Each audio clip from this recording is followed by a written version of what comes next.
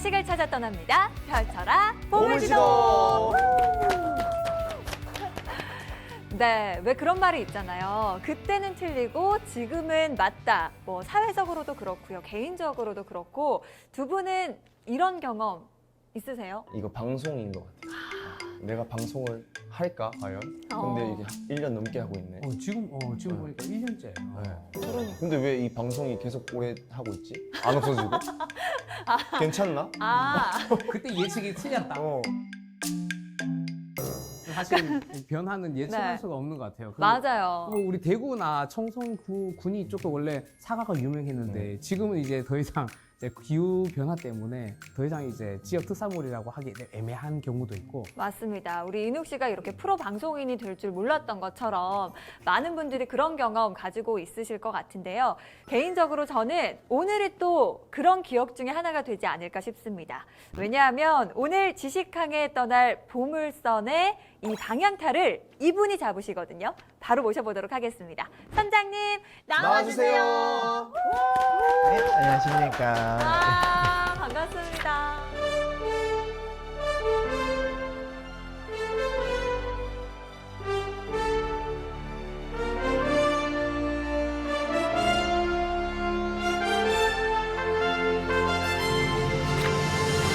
먼저 우리 선원분들께 여쭤보고 싶은 게 있어요. 아인슈타인이라고 하면 모두가 다 알고 있을 것 같아요. 아인슈타인 외에 다른 과학자를 혹시 아는 분이 누가 있을까요? 과학자. 네,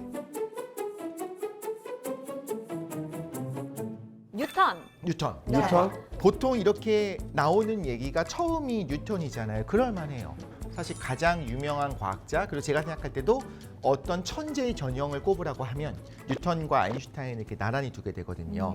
그런데 이게 당연한데 한편으로는 아인슈타인이 뭘 했느냐, 뉴턴이 뭘 했느냐 하면은 우리가 알고 있는 이미지는 키워드만 있는 거예요. 네, 실제로 맞아요. 어떤 삶이 있었는지 모르니까. 괴짜 천재 과학자 뭐 이런 이미지. 그렇죠. 괴짜의 느낌이 좀 있죠. 네. 어린아이랑 대화하고 강아지랑 대화하고. 제가 드리고 싶은 말씀 중에 하나는 뭐냐면요. 아인슈타인의 일화들을 보면 젊을 때인가요? 노년인가요? 노년이죠. 노년. 노년이에요. 유명해진 노년에 후에. 뭐 손녀와의 이야기, 옆집 소녀와의 이야기 이런 걸 하면서 정말 따뜻한 천재 과학자다 생각을 하거든요.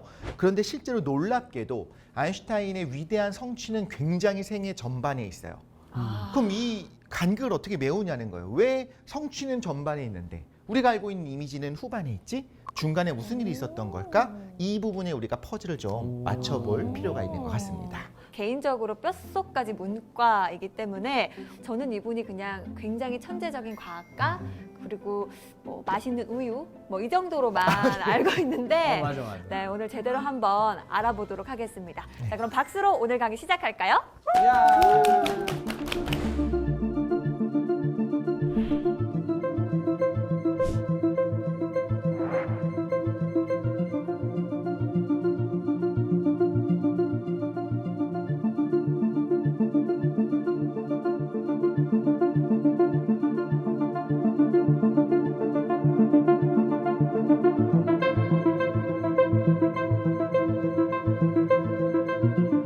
아인슈타인의 어린 시절부터 한번 볼게요. 어땠을까요? 너무 귀엽죠.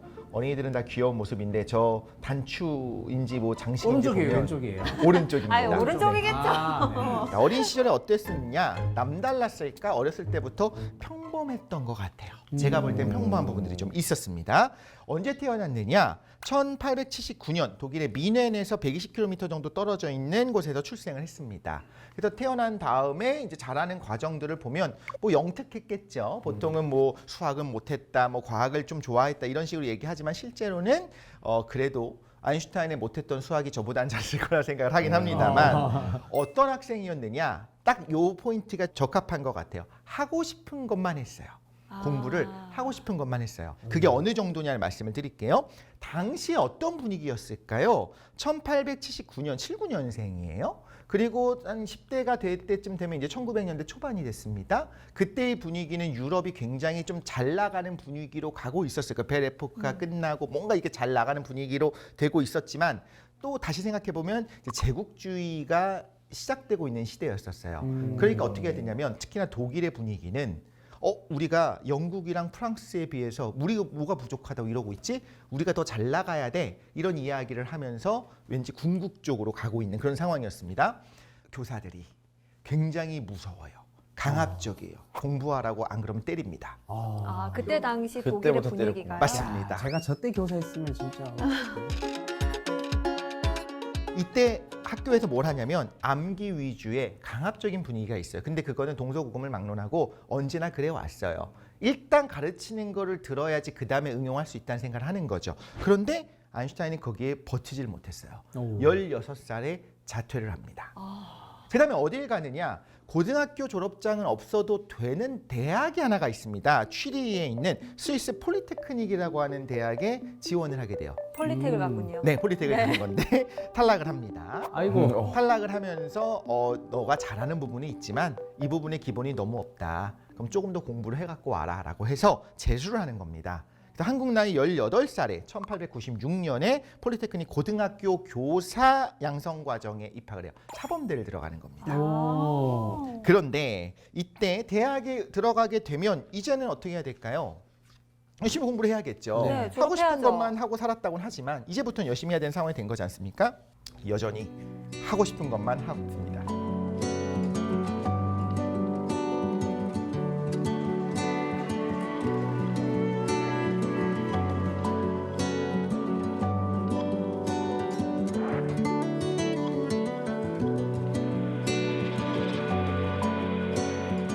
하고 싶은 것만 한다. 그렇지만 훌륭한 사람이야, 훌륭한 학생이야라고 하기에 조금 모호한 게 있는 게 베버라고 하는 교수님이 베버? 그 당시에 막스 베버. 막스 베버랑 다릅니다. 아, 네. 네, 이 베버 교수님이 물리 교수였는데 그 시대의 딱 첨단에 해당하는 물리를 안 가르치는 거예요. 근데 그때 막 새로 스물스물 올라오고 있는 위대한 발견들이 많던 시대예요. 근데 그걸 안 가르치는 겁니다. 왜요? 맥스웰의 전자기학에 대해서 안 하고 있는 겁니다. 왜 안 했느냐라고 한다면 아직은 이론적인 거였을 수도 있는 거고 하나의 견해였을 수도 있는 거고 또 하나는 내가 거기까지는 공부하지 못했을 수도 있을 것 같아요. 어떻게 보면. 최근 나온 맞습니다. 사실 굉장히 많은 부분에서의 어떤 고전역학으로 설명할 수 있는 게 있었으니까요. 그때 그런데 아인슈타인은 꽂혔던 거예요. 저거 공부해야 되는데? 저기 요즘 핫하다는데? 요즘 비트코인이 핫하다는데? 요즘 뭐 AI 연구를 해갖고 AI 관련된 걸 내가 해야 되는데 걔도 가르치고 있는 건 컴퓨터학 개론을 가르치고 있는 거예요. 그래서 어떻게 하냐면 교수님을 무시하고요. 미스터라고 불렀다고요. 선생님을? 교수님한테 그렇게 미스터. 미스터라고 베버씨 막 이런 식으로. 그렇게 부르는 거예요. 어머. 그때 뭐 서양은 다 그렇지 않았나 했지만 서양도 그렇지 않습니다. 오히려 프로페서에 대해서는 굉장히 존경을 해야 되는데 이런 부분을 우리 교수님께서 좋아하셨을까요? 싫어하셨을까요? 엄청 싫어했을 것 같아요. 싫어했죠. 그런데도 재능이 있는 건 알고 있었어요. 얄미워. 얄밉죠. 네. 그리고 재능이 있다고는 하지만 엄청나게 뛰어난 성과를 내고 있는 건 아니에요. 수학 못한다니까요. 그런 상황이었던 겁니다. 그 결과 어떻게 됐느냐? 자, 졸업할 때가 됐어요. 졸업하고 진짜 하고 싶었던 건 뭐냐면 당연히 연구하는 겁니다. 공부를 계속 하고 싶었습니다. 그런데 연구직을 얻으려면 교수의 추천서가 있어야 되는데 추천서 써주시겠어요? 안 해주지. 안 해주지. 독신 씨 이거 왜 안 가르쳐 주세요 하는 그 제자한테 저도 추천서 안 써주고 추천서 못 받습니다. 그리고 취직을 하려고 해도 교수의 추천서가 필요하거든요. 그것도 제대로 하지 못합니다. 어떡해? 그러면서 교수님이 이런 얘기들을 하는 거죠. 하고 싶은 것만 너무 한다. 좀 더 전체적으로 해야 된다.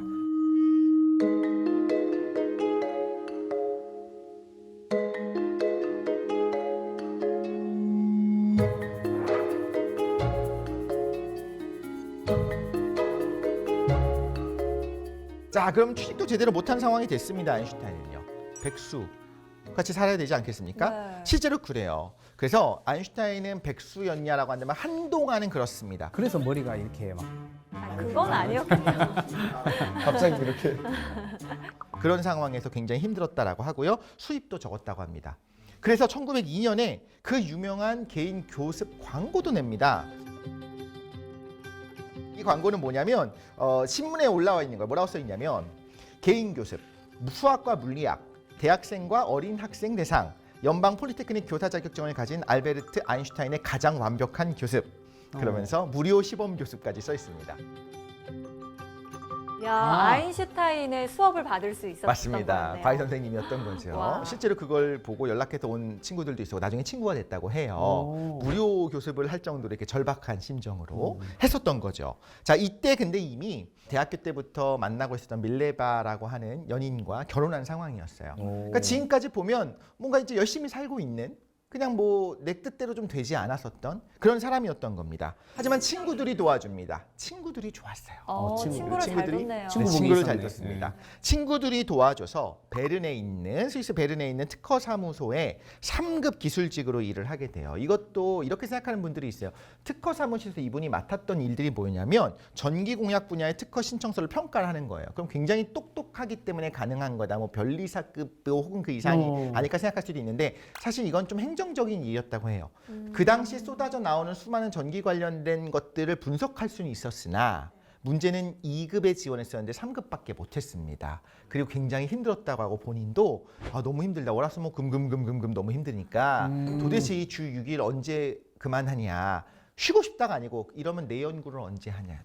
연구는 할 생각이 있었던 거예요. 그런데 여기서 핵심 하나 말씀드리고 싶은 게 있어요. 아인슈타인이 유대인인 걸 다 아시죠? 네. 유대인입니다. 유대의 집안에서 태어났는데 어떤 집안이면 그 집안의 분위기가 어떤 유대교를 강조하거나 우린 이런 거야. 유대인의 어떤 이런 거 정체성을 가지고 있어야 돼. 그 유일신을 믿어야 돼. 이런 분위기는 아니었던 거예요. 그게 굉장히 중요한 포인트 중에 하나가 될 수 있을 것 같아요. 온 집안이, 온 민족이 다 이렇게 유일신 사상이 있었는데 네. 아닐 수도 있지.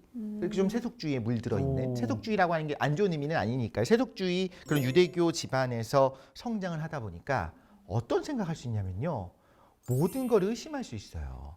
유일신조차도 우리 조상이 그렇게 오랫동안 믿어왔던 유일신이 뭐 없을 수도 있잖아. 없어라고 생각하는 집안의 분위기라면 아니 저 선생님이 가르쳐주는 거죠. 교수님이 가르쳐주는 게 절대적인 게 아닐 수도 있지. 틀렸을 수도 새로운 이론이 있다. 계속 튀어나오고 있는데 이러면서 자유로운 사고가 가능한 거예요. 그래서 실제로 그런 사고 때문에 가능하지 않았나라는 생각을 하고 세상의 모든 걸 의심하면서 호기심 그리고 학구열을 불태웠다고 합니다.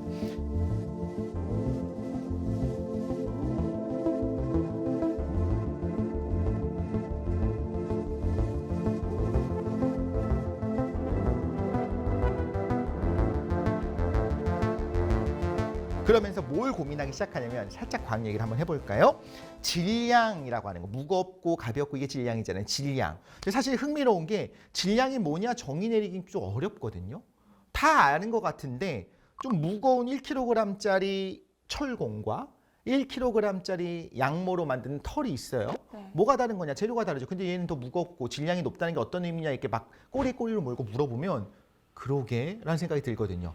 질량이랑 에너지라고 하는 것이 절대적이거든요. 왜냐하면 우리가 다 이 이름 들어봤어요. 질량 보존의 법칙이라고 들어봤잖아요. 네. 없어지지 않는다. 에너지 보존도 들어봤어요. 한 번 있었던 에너지는 없어지지 않는다. 근데 왜 절대적인 게 두 개지? 왜 하늘에 두 개의 태양이 있을 수가 없는데 왜 질량도 절대적으로 보존돼야 되고 에너지도 보존되지? 두 개일 수도 하나면 안 있지. 그렇죠. 그럴 수도 있죠. 세 개일 수도 있고. 맞아요. 세 개일 수도 있고 10개일 수도 있는 여덟 개일 거고. 수도 있지. 그런데 왜 그런지를 파고드는 거예요. 절대적인 건 하나여야 되지 않을까라는 생각을 하기 시작하는 거죠. 그러면서 과감하게 그 두 개의 물리량을 하나로 통합해버리는 의견을 생각을 하는 거예요. 이게 흔히 말하는 특수상대성 이론입니다.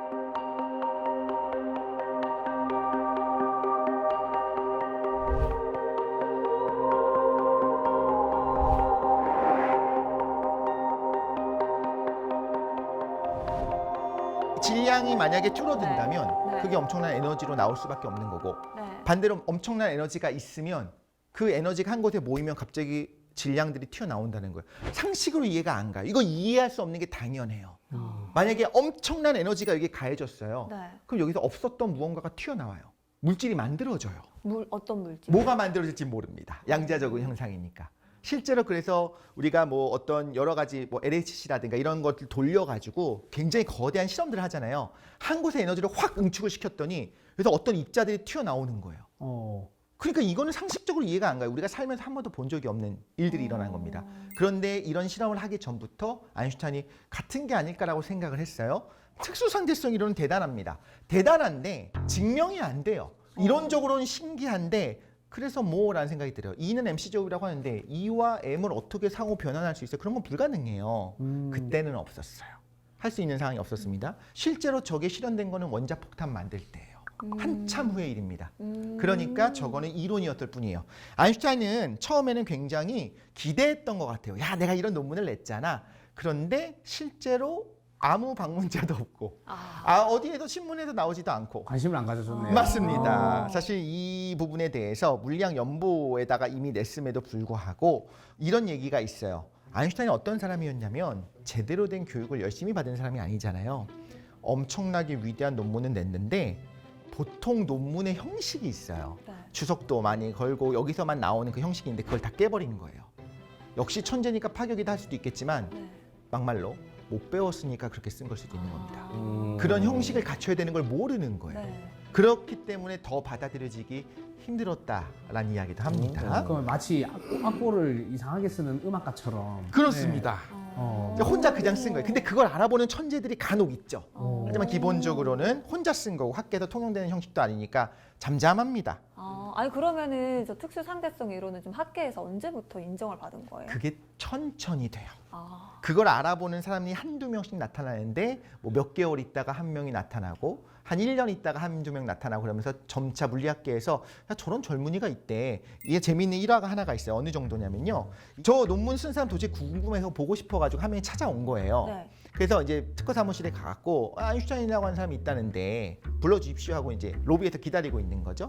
근데 아인슈타인이 그래서 누가 나 찾는다며 하는데 왔는데 누가 앉아있긴 한데 쓱 보고서 서로 못 알아보고 그냥 다시 돌아가요. 왜 그럴까요? 그 사람 입장에선 당연히 교수일 줄 알았는데 너무 젊은 청년이 나와서 그런가요? 그렇죠. 그냥 예상치 못한. 젊고 3급이라고 했잖아요 여기서에. 네. 그러니까 그런 느낌이 아니었던 거. 이걸 뭐 차별이라고 아. 생각할 건 아닙니다. 그냥 너무 약간의 이분이 받았던 선입견이 좀 있었겠네요. 그렇죠. 네. 근데 왜 안 와라고 다시 호출했어요? 그러니까 다시 오면서 그제서야 안 거예요. 그 정도로 우리가 생각하는 정말 천재 이미지지만 또 다른 부분이 분명히 있는 거죠. 이런 상황이었던 겁니다.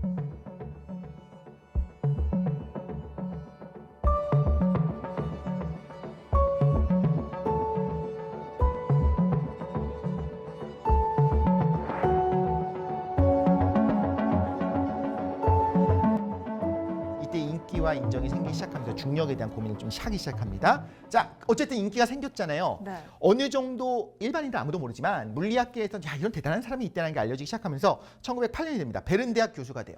베른 대학 교수가 되는데 돈을 못 버는 교수입니다. 왜요? 수강생이 있어야지 수강생이 내는 돈의 일부를 내가 가져가요. 그러니까 봉급은 없는 상황이었던 안 겁니다. 듣는구나, 애들이. 네, 그렇죠. 근데 거의 아무도 안 들어요. 그래서 친구들이 야, 아인슈타인 힘들 때 우리가 좀 수강 신청하고 좀 듣자 이렇게 도와줬다는 얘기가 있을 정도로 친구들을 정말 잘 뒀네요. 잘 줬죠. 네. 그렇습니다. 강의 품앗이까지. 네. 그렇습니다.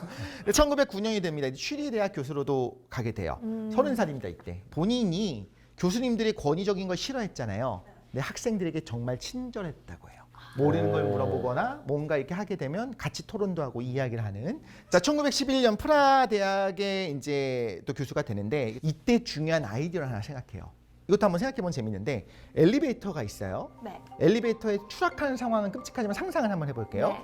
그럼 내가 추락하게 되면 내가 둥실 몸이 뜨잖아요. 네. 바닥이 이제 같이 나랑 똑같이 떨어지니까 이때 추락을 하고 있는 건가 아니면 순간 이동을 하거나 지구가 사라져서 바깥을 못 보니까 내가 그냥 우주에 있어서 둥실 뜨게 된 건가 이걸 어떻게 구분할 수 있을까라고 하는 누가 보면 쓸데없는 생각을 하기 시작합니다. 정말 쓸데없는 것 같아요. 그렇죠? 네. 구분하고 싶은 거예요. 이걸 어떻게 아인슈타인이요? 할까? 아인슈타인이요. 어. 이 중력 문제를 고민하기 시작해요. 아. 여기서부터 그 위대한 일반 상대성 이론이 나중에 나오게 되거든요. 근데 구분을 못하는 상황이면 이거 되게 젊은이의 패기예요. 자, 흥미로우니까 잘 들어보세요. 저 위에 엘리베이터 줄이 끊어졌는데 떨어지는데 덕덕덕 하면서 떨어지는 게 아니라 조용히 떨어져요. 그럼 내 몸이 이렇게 떠올랐어요. 네. 네. 그런데 진짜로 지구가 사라지고 내가 순간이동해서 우주 공간으로 갔을 때도 떠올라 있겠죠. 네. 구분할 수 없잖아요. 안에 있는 사람은. 네. 젊은 패기 넘치는 아인슈타인은 뭐라고 생각했냐면요. 구분할 수 없으면 같은 거다라고 얘기했어요. 말이 되나요? 예를 들면 이거죠. 내 친구가 나를 네. 배신했는지 안 했는지 뒷얘기를 하고 다녔는지 안 했는지 구분을 못하면 안 한 건가요? 아니요, 한 거죠. 일단 그쵸. 한 거로. 네, 동일한 일이 한 거죠. 거의 딱 반대가 아인슈타인 삶에서 나타납니다. 이때 젊은 아인슈타인 뭐라고 생각하냐면 구분할 수 없어. 그럼 같은 거야 라고 가정하고 이론을 전개를 시작해요. 그냥 젊은이의 폐기라고 생각합시다. 여기까지는. 자, 이런 상황이었습니다. 자, 그리고 1912년이 됐습니다. 취리 연방공과대학, 그 폴리테크닉 아까 대학 모교 있잖아요. 네. 이름이 바뀌었어요. 취리 연방공과대학을 바뀌면서 여기 교수가 됩니다. 다 이제 금이하양 거죠. 이제 이렇게 교수가 교수 됐는데 됐어. 이때 그 어렸을 때 나 수학 못할 때 도와줬던 그 그로스만을 만나서 수학의 특강을 받아요. 야, 내가 생각한 아이디어가 하나가 있는데 지금 내가 생각할 때 아무리 봐도 그 엘리베이터 안에서 실제 엘리베이터가 끊어진 건지 우주 공간으로 중력이 사라진 건지 구분을 못할 것 같은데 이걸 어떻게 이해할 수 있을까? 이거 어떻게 수학적으로 항상 수학적으로 증명해야 되거든요. 뉴턴도 사과 떨어지는 거 보고 서로 당기나 보지 뭐 이렇게 해서 논문 쓴 게 아니고 다 수학적인 증명을 해야 돼요. 자, 이렇게 하면서 공간이 휘어져 있는지를 어떻게 확인할 수 있을까에 대한 수학적인 내용. 여기서부터 어려운데 저도 몰라요. 모두 모릅니다. 근데 이거는 개념적인 거예요. 수학적 개념으로서 휘어져 있는 공간 어떻게 아냐. 근데 이거를 이렇게 예시는 들어요. 혹시 가끔 돌아다니다 보면 그 도로 근처에서 이렇게 뭐 보고 있는 분들 있지 않아요? 측량하는 분들. 네, 도로 측량하는 분들. 그쵸. 네. 측량하는 분들은 이미 공간이 휘어졌는지를 아는 방법을 사용해서 측량을 하고 그 있어요. 레이저 같은 걸로 쏴서. 맞습니다. 네. 정확하게 딱 맞춰가지고 정확하게 정사각형도 만들어낼 것이고 정말 그 각도를 엄밀하게 하잖아요. 그런데 사각형을 만들었는데 사각형의 각도의 내각의 합이 360도가 나오는 게 아니라 좀 더 커지거나 작아진다면 공간이 이상하게 이그러져 있는 거거든요. 이런 것들을 개념적으로 그렇겠구나 싶긴 한데 우리 세상에서는 나타나진 않아요. 그럼에도 불구하고 수학적인 방법으로서 그로스만한테 듣습니다. 자, 그러면서 1913년에 예비 논문을 하나 써요. 그로스만이랑 같이 논문을 씁니다. 이미 유명한 이 내가 특수상대성 이론을 만들었던 이 내가 나야나. 중력 문제를 가지고 이제 논문 하나 쓸 거다. 예비 논문을 쓰고요. 그 다음에 이제 1914년에 베를린으로 이사를 가게 되는데 이때 가정이 파국으로 가게 됩니다. 결혼했었던 밀레바와는 헤어지게 되고 로벤탈이라고 하는 자기의 사촌 누나를 만나요. 이건 또 무슨 막장스러운 얘기인가요? 그렇죠. 네. 뭐 막장스럽지만 뭐 그때 문화에서도 막장이었을 수도 있겠고 밀레바도 좀 생각을 한번 해볼게요. 밀레바는요. 네. 같은 대학에서 만났어요. 그리고 수학은 최소한 아인슈타인보다 잘했던 것 같아요.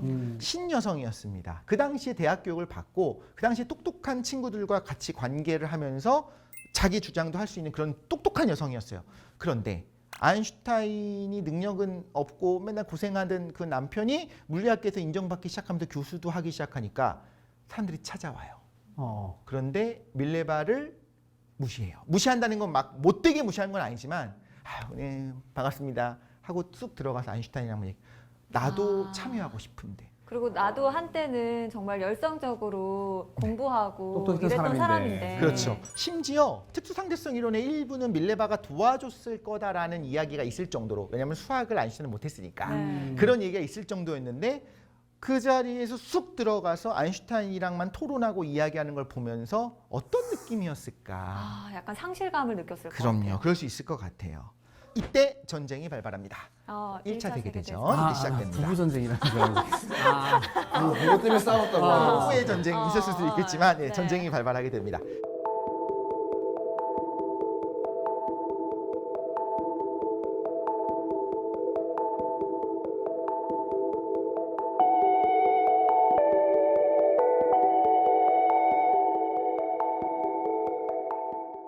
자, 1907년부터 이미 중력 문제를 고민하고 있었다고 했잖아요. 계속 고민을 하고 있었던 상황인데 이걸 해결하게 된 거는 전쟁 중인 1915년이었어요. 야. 이게 해결이 되게 되고 일반 상대성 이론을 내게 되는데 어떤 이론인지는 이렇게만 말씀드릴게요. 굉장히 위대한데 특수 상대성 이론은요.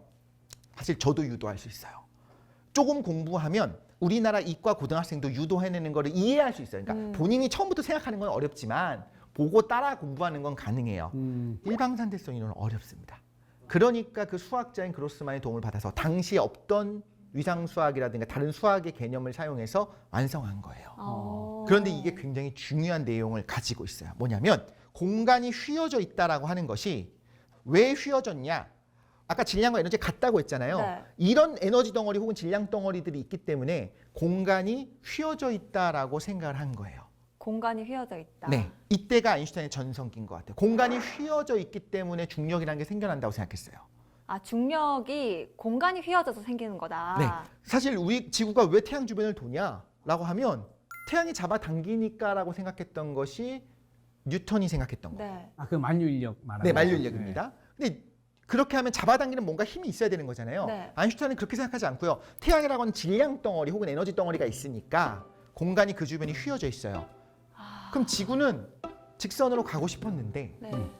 이 안으로 공간이 휘어져 있으니까 굴러 떨어지고 있는 상황입니다. 아, 그럼 그렇게 이해하면 돼요. 매트리스가 있는데 태양이 무거워요. 볼링공. 그래서 더 무겁게 가라앉아 있고 네. 지구는 더 가벼워요. 질량이. 그러니까 무거운 데 가라앉아 있으면 또로로로록 딸려가잖아요. 떨어지죠. 그런 느낌으로. 맞습니다. 실제로 볼링공이 잡아당기는 게 아니고요. 그렇죠. 그런데 침대가 휘어져 있으니까 그쪽 떨어지잖아요. 맞아요. 그게 중력이라고 이야기한 거예요. 아, 나는 그냥 너를 무시하고 지나가려고 했는데 내 몸이 그쪽으로 기울은 겁니다. 사랑에 빠지듯이. 그러니까 이거는요. 자, 이 생각을 해야 될 거예요. 이해가 안 가시면요. 당연한 거예요. 3차원의 세상에 살고 있는 우리가 이거를 머릿속으로 그 개념을 비주얼라이징 해야 될까요? 시각화하는 게 불가능해요. 원래 그래요. 아, 우리가 4차원, 5차원은 수학적으로는 쉬워요. 그냥 하나의 차원 추가하면 되잖아라고 하지만 그래서 5차원이 어떻게 생겼는지 상상해봐라고 하면 상상을 못하는 게 당연합니다. 맞아. 나 당연한 거였어.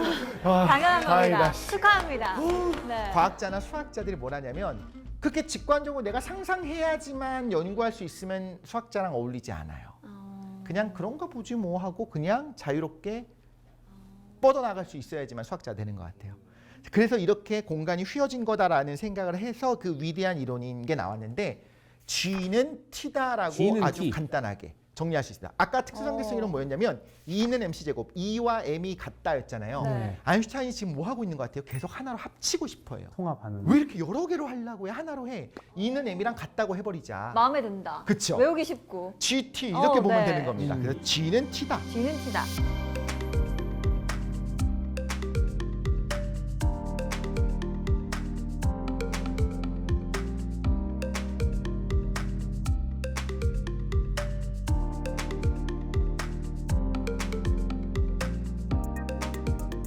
자, 그런데 이 위대한 아인슈타인이 이 일반 상대성 이론을 냈습니다. 네. 어떤 대접을 받을까요? 와, 대단하다가 아닙니다.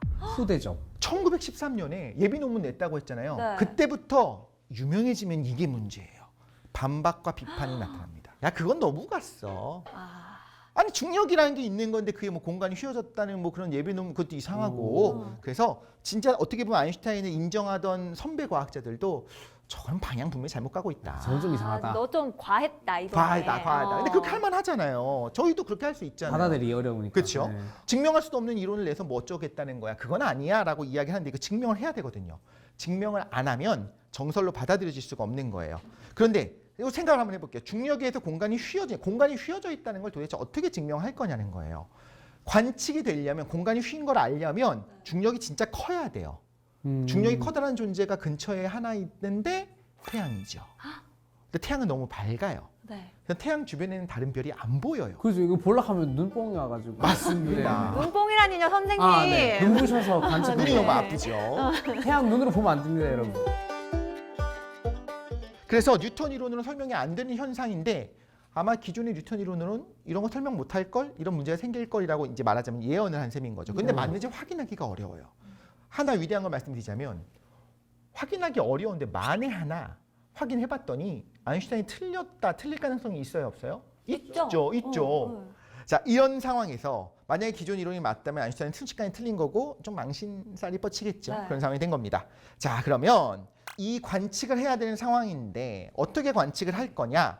중력이 강한 태양 바로 근처에서 빛이 휘어지는 걸 보면 휜 걸 본다는 건 어떤 뜻이냐면요.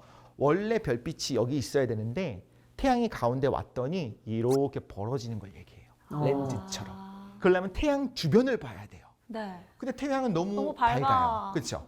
태양이 싫어. 그러니까 어떻게 해야 되느냐? 그럼 아예 근본적으로 태양을 가리는 이벤트가 가끔 일어나요. 있죠. 아. 개기일식. 일식, 그렇죠. 개기일식이 있어야 되는 겁니다. 자, 그래서 1919년 5월입니다. 1차 대전이 끝난 직후에 1차 대전이 끝난 건 1918년입니다. 이때 케임브리지의 천문학자 아서 스탠리 에딩턴 경이라고 굉장히 유명해요. 이 에딩턴이 갖은 고생을 하면서 두 팀으로 나눠가지고 그래서 사진을 찍어요. 한 팀은 브라질까지 직접 가고 영국에서 오. 한 팀은 아프리카 중부에 있는 프린시페 섬으로 딱 갑니다.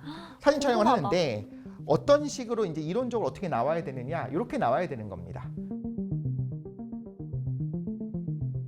일반 상대성 이론 검증을 하려면 태양이 딱 지나가는 순간에 원래 별빛이 어디 있었냐면 액츄얼 로케이션 오브 스타라고 하는 저 태양 뒤에 있는 게 원래는 태양 뒤에 있으니까 안 보여야 되잖아요. 네. 태양이 이 자리에 오는 순간 휘어지면서 아 태양 뒤에 게 보일 수도 있다. 그렇죠. 우리가 볼 땐 여기 뒤에 있는 것처럼 옆에 있는 것처럼 보이는 거죠. 밀려나는 아 거예요. 그러면 휜다는 걸 증명할 그렇죠. 수 이러면 있겠네요. 정말로 아. 휘는 각도를 가지고 확인할 수가 있겠죠. 자, 똑똑해. 사진을 찍었어요. 네. 결과가 나오는데 6개월이 걸립니다. 원래 어떻게 생겼을까는 이미 6개월 전에 찍어놨습니다. 아. 그러니까 이 두 개 비교만 하면 되는 아. 거예요.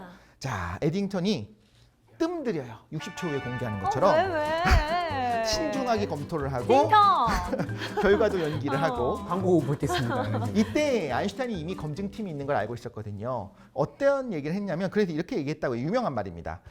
너 이론 틀렸으면 어떨 것 같아? 라고 친구들이 물어보니까 주변에 신에게 유감이겠지만 내가 맞을걸? 뭐 이런 식으로 얘기했다고 하는 와. 그렇게 얘기했다고 하는 이 쿨한 모습을 보이는데 실제로는 네덜란드 친구한테 이제 편지 보내면서 야 우연히 너 혹시 그 영국에서 검증팀 어떤 결과 나왔는지 소문 들은 거 있어? 이렇게 물어봤다고 해요. 조바심이 조금 불안했구나. 네, 사실은 아. 궁금했겠죠. 너무 뜸을 조금 들이니까. 떨렸다. 네. 자, 이제 발표를 언제 하냐면 1919년 11월입니다. 전쟁이 끝난 직후지요. 이제 영국 왕립학회에서 하는데 영국 왕립학회장을 했었던 유명한 사람이 뉴턴이에요. 뉴턴의 초상화 아래에서 발표를 하는 겁니다. 와, 아, 되게 뉴턴 보고 있나? 약간 이런. 그쵸, 그쵸. 네. 사실 뉴턴의 말을 뒤집는 거잖아요. 그렇죠. 네. 야. 누가요? 영국 사람들이 직접 하는 겁니다. 여기서 좀 품격이라는 생각도 사실 정말. 들기는 해요. 어. 그 적국이었던 작년까지 싸웠던 그 독일 과학자의 말이 맞다라는 걸 인정하는 발표를 하는데 맞았어요. 뉴턴 초상화 아래서 뉴턴이 틀렸고 독일 유대인 아인슈타인 예측이 맞았다고 발표를 하는 건데 회의 의장이었었던 이분도 유명한 J.J. 톰슨이라고 하는 분인데 이분이 인류 사상사에서 가장 위대한 성과 중에 하나다라고 발표를 하고 바로 대중에게 슈퍼스타가 돼요. 다음 날 영국의 일간지 더 타임스에 뭐라고 기사가 나오냐면요. 과학의 혁명, 우주의 새 이론, 뉴턴의 아이디어 뒤집히다라고 기사가 나오게 됩니다.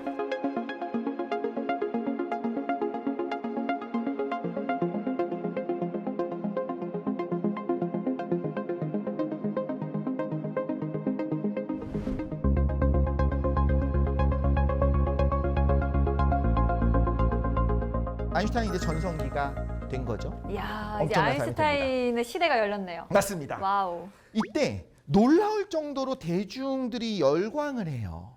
지금과 또 분위기 달랐을지 모르겠는데 과학자 이렇게 하면 스포츠 스타도 아니고 네. 연예인도 아닌데 대중들이 그렇게까지 열광을 했어요? 그러니까요. 아니 이게 무슨 의미가 있어요? 지금까지 몇천 년을 사는 인류가 몰랐던 맞아. 사실이에요. 태양이 지나가면 공간이 휘어진대. 그거 뭐 어쩌라고? 거야, 그죠? 그게 나한테 내 삶에 어떤 어. 영향을 주냐. 그 이후에 지금에 와서는 여러 가지가 있겠습니다만 저 때는 그게 의미가 없어요. 근데 대중이 열광한 이유가 있어요. 아인슈타인이 슈퍼스타가 된 이유가 있고 그걸 한번 우리가 공감해봤으면 좋겠어요. 일단 첫 번째, 영국과 독일이 어쨌든 미입다를 떠나서 1차 대전에 독일이 그렇게 못된 건 아니었거든요. 2차 대전에서는 좀 못되졌지만 그때 영국과 독일의 대화합을 하는 어떤 아이콘이었죠. 첫 번째. 아, 그리고 그때 교수들이 기본적으로 굉장히 권위적이었는데 이런 얘기도 있어요. 아인슈타인이 도착한다고 하니까 빈대학에서 강연할 때 관료들이 다 마중을 나와요. 딱 서갖고 1등 칸 앞에서 기다리는데 저 안 나오고 저 머리 3등 칸에서 그냥 트렁크 들고 오는 걸 본 거예요. 서민적인 모습. 그런 모습들이 어. 이제 기자들이 찍으면서 야 이런 교수님들 이런 천재가 이게 단순한 이렇게 과학자가 소박할까. 아니네. 근데 이게 쇼맨십이 아니고 실제로 아인슈타인이 아까 말씀드렸잖아요. 좀 성품이 온화하고 기본적으로 이제 그 학생들이 물어보는 것도 대답을 잘해줘. 권위적이지는 않았던 것 같아요. 과학을 통해서 국가를 초월한 어떤 협력, 진정한 평화 이런 거에 대한 대중적 지지가 당연히 있을 수밖에 없겠죠. 1차 대전이 너무 끔찍했으니까. 자, 이론도 매력적인데 이것도 잘 생각해 볼게요. 시간이 상대적이래요. 그리고 과거로 돌릴 수도 있을 가능성도 왠지 보였어요. 이 말대로라고 하면. 저 우주 저편에 가면 나랑 다른 상황, 과거의 상황이 펼쳐져 있을 수도 있을 것 같아요. 상대적인 거니까. 그러면 전쟁의 상흔을 지울 수 있지 않을까? 동시성의 상대성이라고 하는 말도 안 되는 이론이 있어요. 보면 말도 안 돼요. 동시성의 상대성이라는 게 있다면 어떤 곳에서는 이미 죽은 내가 너무 사랑하는 그 사람이 죽었지만 우주 저편에서는 살아있을 수도 있는 거예요. 상대적이니까. 그럴 수 있겠다라는 거를 받아들이는 거고 우리가 지금 도달은 못하지만 거기 살아있는 누군가가 있을 수도 있다라고 하는 것이 사람들의 마음을 절대적이야 그런 거 없다 다 죽었어 이게 아니라 상대적인 거야 있을 수 있어. 이 과학자가 몸과의 마음까지 건드리는 거예요. 아 근데 이게 약간 그런 이론들의 그 스토리가 네. 그 당시 시대상에서는 많은 분들이 좀 더 다가왔을 것 같아요. 그렇기 그렇죠. 때문에 인기를 얻을 수밖에 없었을 것 같아요. 위안이 될 수밖에 네. 없어요.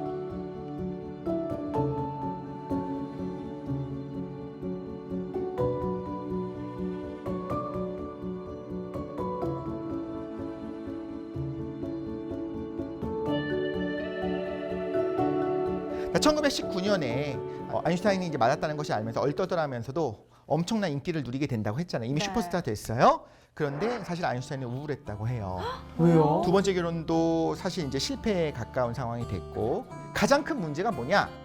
내적인 정합성이 깨진 거예요. 사실 이때 이미 노벨상도 받으면서 강연도 하고 이런저런 것들을 했었습니다. 이제 전성기 중에 하나예요. 그런데 실제로 뭔가 문제를 발견해요. 자, 이걸 말씀드릴게요. 다시 앞으로 돌아가서 GT식에 어떤 문제가 있는지 말씀을 드릴게요.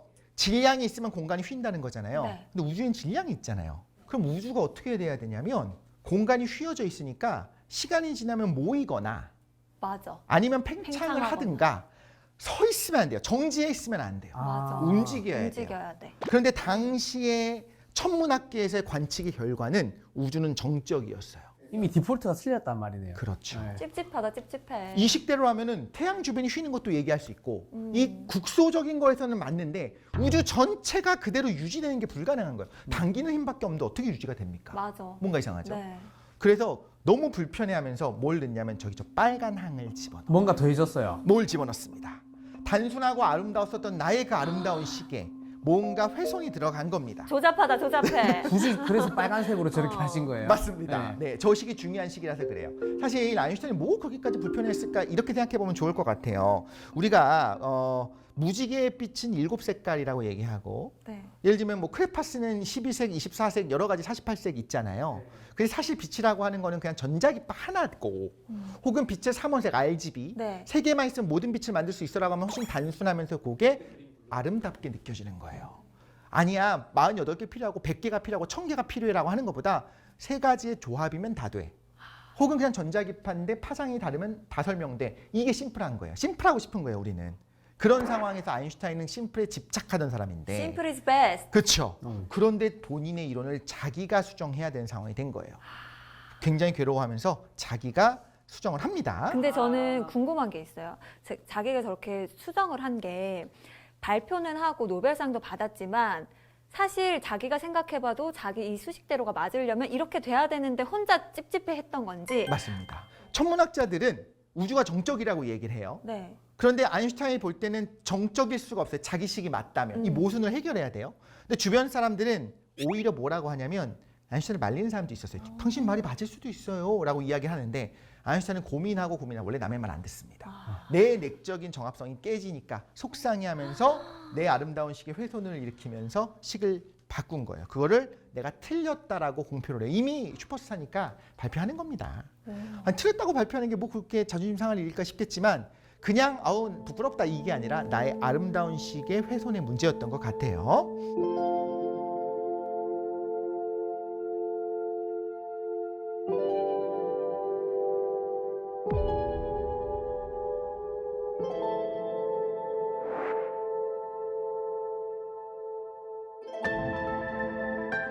(1922년에) 얼마 안 지났을 때죠. 이미 러시아의 당시 무명의 물리학자인 프리드만이 저 람다를 집어넣었다고 했죠. 람다라고 하는 저 항을 하나 람다. 집어넣는데 네. 람다는 필요 없어요. 그냥 중력 방정식 보면요. 시나리오가 여러 개가 있을 수 있어요. 우주가 커지고 있을 수도 있고 작아지고 있을 수도 있고 뭐 여러 가지 시나리오가 있을 수 있는 거 아닙니까? 이렇게 제시를 해요. 네. 아인슈타인이 안 됐습니다.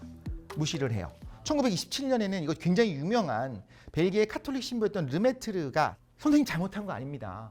아니 이렇게 될 수도 있는 거잖아요. 이거 맞을 수 있잖아요. 이거 굳이 이게 바꾸지 않으셔도 돼요라고 지적했는데도 딱 와서 얘기를 하거든요. 근데 또 애써서 관심을 안 가져요. 그러니까 무시를 했다는데 무시도 이제 무시하는 게 아니고 이제 부드럽게. 이게 본인한테 너무 스트레스니까 외면하고 싶나 봐요. 맞습니다. 자기가 수정을 했는데 또 다시 수정하기가 싫었을 수도 있고. 그것도 있고요. 네. 르메트르가 말하는 거 나도 다 알아. 나도 충분히 고민했어. 일 수도 있겠죠. 그렇죠? 내가 모르는 걸 지적하는 게 아니잖아요. 그래서 너무너무 괴로워했었고 실제로는 이야기를 잘 이해하지 못하는 것처럼 보이기도 하지만 실제로 알려는 노력 자체 안 했다는 얘기도 해요. 그냥 딴 생각하는 것처럼 그냥 들려보냈다. 르메트르를 이렇게 좀 그렇게 했다. 근데 29년이 됩니다. 네. 에드윈 허블이라고 하는 그 허블 우주망원경은 이분의 이름을 코리아 딴 망원경, 거예요. 네. 그렇죠? 이 허블이 적색 이동을 통한 우주 팽창. 그러니까 이거는 좀 어렵지만 그냥 관찰을 해보니까 우주가 팽창한다는 증거를 말했어요. 공간이 왜 커지고 그랬- 있다. 그렇죠. 우주가 커지고 있다는 걸 네. 발표를 합니다. 이전까지는 천문학자들이 우주가 정적이라고 했잖아요. 그래도 정적이라고 했기 때문에 아인슈타인은 마음에 들지 않는 람다항은 집어넣으면서 고쳐놨는데 자세히 연구를 해보니까 허블이 연구해보니까 아니다. 우주 팽창합니다. 정적인 거 아니에요라고 발표를 해버린 거예요. 그러니까 아인슈타인이 어떤 일을 하느냐. 일단 가서 직접 가서 허블이 스타가 되고 네. 아인슈타인도 그 자리에 갑니다. 네. 그래서 쭉 한번 윌슨산 천문대를 돌아보고 마지막에 31년에 공식적으로 발표를 철회합니다. 내가 틀렸고 이거는 우주상수 람다항은 없는 것이 맞다라고 기자회견을 합니다. 어떤 느낌이었을까요? 근데 사실 내가 틀렸다라고 말은 하지만 오히려 속으로는 좋았을 것 같아요. 저도 그 생각을 했어요. 네. 결국엔 내 말이 내가 맞았구나. 알아낸 것도 맞고 어. 원래 내가 맞았잖아도 있어요. 그렇잖아요. 그렇네. 봐봐 내가 맞았잖아. 어. 너희들이 틀린 얘기 해갖고 내가 그게 억지로 맞춰주다가 이 사단이 난 거고 사실 내가 맞았다는 어. 걸 발견해서 나는 다시 아름다운 나의 이론으로 어. 돌려놓은 겁니다. 커버 맞잖아. 그쵸? 네. 내가 야. 그럴 줄 알았어. 자기 고집이 더 세지셨겠다. 자, 그런데 여기서 중요한 걸 깨달아요, 아인슈타인요. 관측은요, 한계가 있어요. 처음부터 일반 상대성 이론 낼 때도요, 태양 근처에서 실제로 별빛이 휘어지는지 모르고도 나는 내 사유를 통해서 이론을 낸 거예요. 나중에 관찰한 거예요. 그렇죠?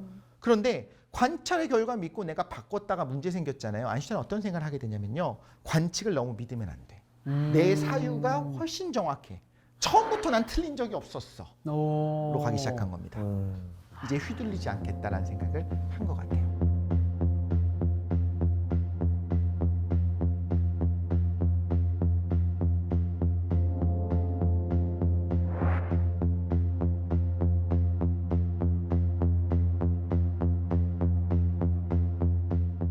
자, 그래서 마음은 편안해졌겠지만 사실 좀 이것이 경험으로 교훈으로 남았을 것 같아요. 아인슈타인 입장에서는. 근데 중요한 건 원래 고집스러웠던 아인슈타인이 더 고집이 생겨요. 정말. 남의 말 이제, 절대 안 듣습니다. 이 이후로는 자기 확신이 너무 강해졌을 것 같아요. 맞습니다.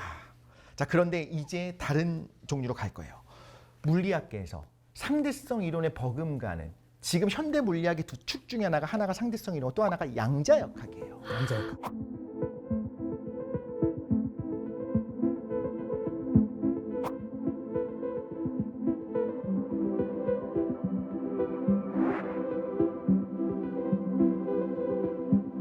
그 양자역학의 시작 중에 하나가 뭐냐면 아인슈타인의 광전효가 있었잖아요. 네. 그게 어떻게 보면 양자역학의 중요한 근거 중에 하나였어요. 처음 시작에서는. 근데 아인슈타인 뭐라고 한 거냐면 나는 수학적으로 그렇다라고 한 거지. 빛이 뭐 오케이 물질의 이중성이 있을 수는 있어. 근데 이제 젊은 과학자들이 어떻게 받아들이냐면요. 그래? 빛이 이중성이 있어? 빛이라고 하는 애가 원래 파동인 줄 알았는데 입자성도 있어? 그럼 입자인 줄 알았던 전자도 파동성이 있을 수 있겠네? 입자인 줄 알았던 우리도 그치. 야구공도 모든 게 다 파동일 수 있겠네? 결론은 그게 맞았어요. 근데 아인슈타인이 볼 땐 너무한 겁니다. 내가 이렇게 말하면 이 정도 받아들여야지. 너무 나간 겁니다. 보어라든가 그때 젊은 과학자들은 뭐라고 이야기를 하기 시작하냐면 저기요 형님 지금까지 실험의 결과들을 보니까 원래 우리 우주가 그래요.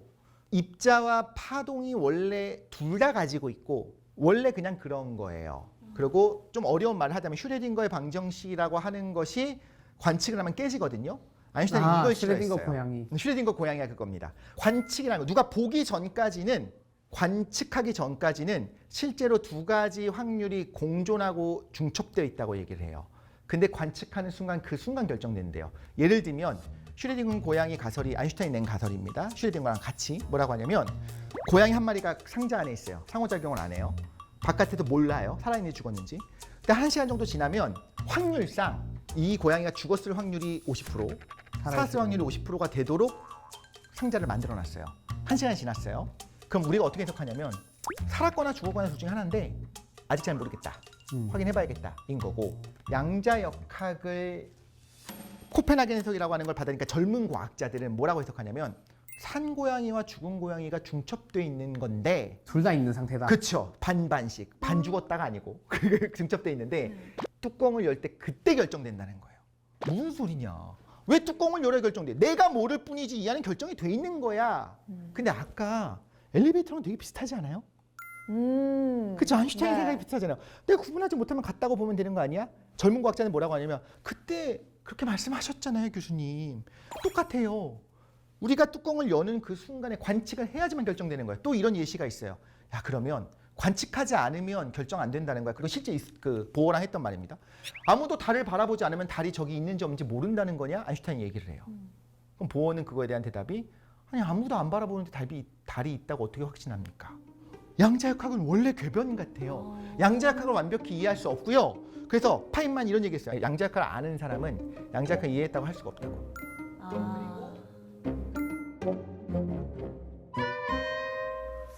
진짜 세상이 원래 확률로 움직이는 걸까요? 누가 관찰해야지만 까꿍하면서 있는 거야 라고 그때 결정되는 걸까요? 아니면 무언가 이론이 알고리즘이 있는데 우리가 아직 모르는 걸까요? 아인슈타인은 끝까지 후자라고 생각했어요.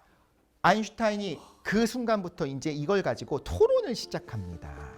이게 벨기에 브뤼셀에 있었던 27년에 있었던 제5차 솔베이 회의 사진인데 회의 내용이 그겁니다. 진짜로 관찰하는 순간에 확률로 움직이고 그 순간에 붕괴하는 거냐 아니면 뭔가 있는데 우리가 모르는 거냐. 아 근데 이게 사실 어떤 관점으로 보느냐에 따라서 약간 모르겠어요. 이게 눈에 탁 보이는 게 아니라서 그런지 모르겠지만 그래서 이건 깨기가 어려워요. 그리고 지금도 뭐가 확실하게 진리다라고 말하기는 어려워요. 근데 이거에 대한 토론을 할 수가 있어요. 아인슈타인이 너희들이 말하는 거는 말도 안 돼라고 계속 공격을 합니다. 이 솔베이 회의에서 그렇게 했어요.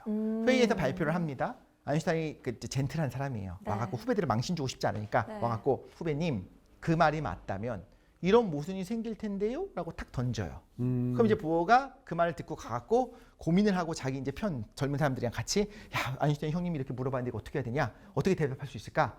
그 사고 실험을 깨기 위해서 막 설계합니다. 그다음 다음날 아침 식사 자리에서 어제 말씀하셨던 그거는 이거인 것 같아요 라고 얘기를 해요. 그러면 이제 또 발표하고 점심 정도 되면 이제 아인슈타인이 오케이 아까 그건 잘 대답했고 이건 어때? 라고 하면서 뚝 던져요. 그럼 이거 이제 깨기 위해서 이제 보어와 코펜하겐 학파 같은 이제 고민 이런 퍼즐 맞추기 같은 게임을 한 거예요. 5차 회의에서도 그걸 했고 6차 회의에서도 그걸 합니다. 몇 차까지 갔나요? 솔베이 회의는 지금도 하고 있긴 합니다만 네. 이 6차 회의까지가 아인슈타인의 삶에서는 마지막이에요.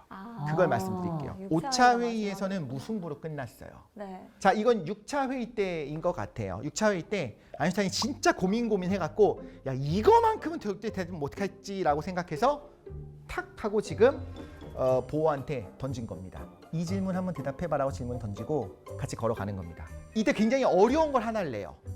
그러니까 저때 표정을 보면 아인슈타인 좀 여유가 있고 이거에 대해 대답해 보시지. 약간 이런 느낌. 그런 것 같아요. 이제 보어는 이거 좀 어려운데 교수님 근데 말입니다. 막 이러면서 이렇게 좀 따라가는 느낌 있잖아요.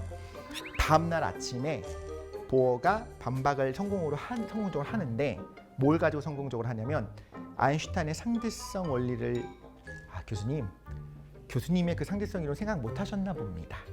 그거에 의하면 요건 설명이 됩니다라고 훌륭하게 방어를 해요. 상대의 이론을 가져왔군요. 네, 상대방 아인슈타인 이론을 이론을 깬 거죠. 가지고 와서 반박을 했다. 그쵸. 나를 반박하면 내 이론을 반박하는 게 그런 거죠. 어. 그리고 그 이론은 맞는 거고 이미 네. 맞는 증거들이 있었고 그리고 이때쯤 되면요 아인슈타인이 포기를 해요. 수많은 젊은 과학자들이 이미 이쪽이 맞는 쪽으로 가고 있고 아인슈타인 선생님을 보면서 선생님 왜 저러시지? 좀 받아들이지 이게 맞는 것 같은데 이런 분위기로 가고 있었던 거예요. 아인슈타인이 저 때부터 마지막 웃음이라고 했잖아요. MGA 말 안 통해. 대화를 포기합니다. 이때부터 과학계에서 사실상 사라집니다.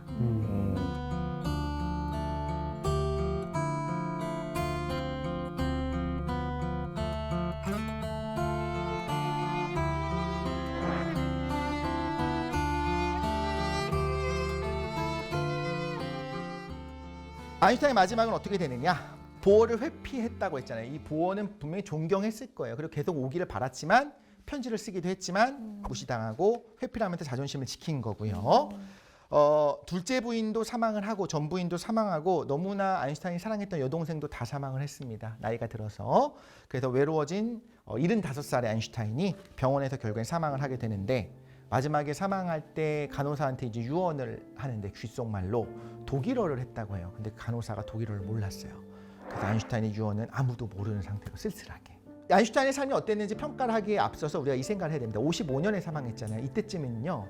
아직까지 양자역학으로 엄청난 성취가 있기는 전이에요. 아인슈타인이 저 사람 바본가? 왜 그걸 끝까지 못 받았어? 라고 우리가 쉽게 말할 성질의 것은 아니에요. 그리고 55년 당시에는, 그러니까 50년, 40년 이 당시에는 더 그랬어요. 양자역학 그렇게 설명하니까 맞는 것 같지만 맞다는 증거는 없었던 거죠. 그럼 아인슈타인은 그걸 받아들일 거냐? 내 사유를 믿을 거냐? 내 사유를 믿었던 거죠.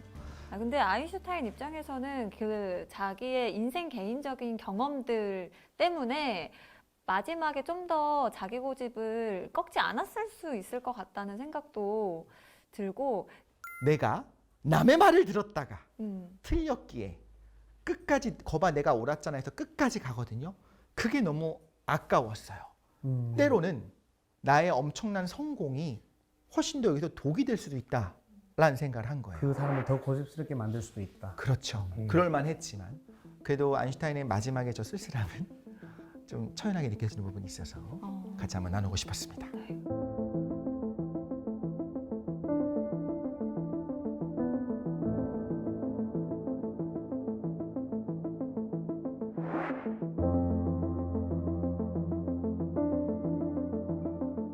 오늘 정말 멋있게 또 우리 선장님께서 지식 강의를 이끌어 주셨는데 끝으로 오늘 강의를 딱 한마디로 정리를 해 주신다면 어떻게 딱 정리를 할 수가 있을까요? 나의 놀라운 성취를 너무 끝까지 고집하지 말자가 맞는 것 같아요. 항상 젊게 살자. 젊게 살자. 젊게 살자. 네. 젊은 사고로, 유연한 사고로 사는 것이 더 우리 삶에서 놀라운 것들을 많이 받아들일 수 있다. 아인슈타인이 말년에 양자역학을 받아들이지 못해도 외로웠다. 이거 뭐 위대한 과학적 성취를 못 이뤘다. 이걸 말씀드리고 싶은 게 아니라 성취를 못 이뤘으면 어떻습니까? 근데 좀 외로워 보였어요. 본인이 사랑하는 물리학을 같이 하는 친구들이 많이 떠났어요. 그러지 않기 위해서, 행복하기 위해서는 우리의 사고는 유연해야 된다.